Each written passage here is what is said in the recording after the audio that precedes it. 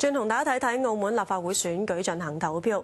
澳門廉署話會嚴密部署打擊買票活動嘅，但係有候選人就以1蚊任食嘅餐飲招待選民，廉署話會調查。由黃永國喺澳門報導。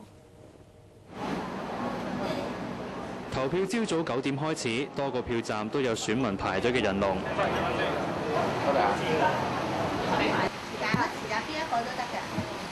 選舉日係冷靜期，候選人唔准拉票，但有候選人就喺漁人碼頭用1蚊任食招呼選民。場內有人舉起繁榮促進會嘅牌，呢個會嘅副理事長胡景光係5號團隊嘅候選人。我哋嘗試入宴會場地拍攝，但係被阻止。工作人員承認活動係要集中支持者，唔係同選舉有關㗎。係啊，講幾句啊？係啊，冇錯，係同選舉有關嘅。呢個係嚟㗎，關於咩㗎？冇啊！我哋即係集中啲支持者咁送佢哋出去啫嘛。送佢出去投票。係啊。其實呢個有冇違法㗎？你知唔知道？佢好快俾其他職員拉走咗。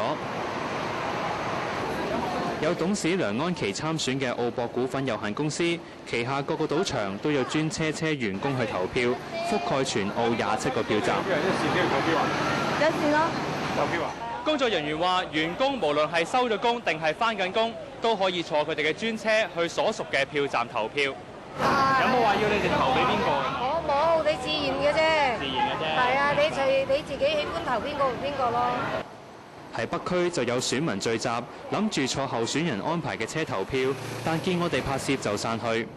根據澳門法例，接送選民投票係合法㗎，但就禁止喺車上拉票。至於1蚊任食又得唔得呢？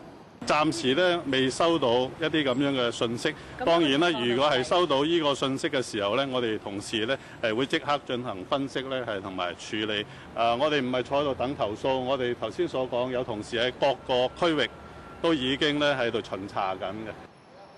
檢察院話，至今共收到14宗涉及賄選嘅案件，有超過20人涉案。有線電視記者黃永國喺澳門報導。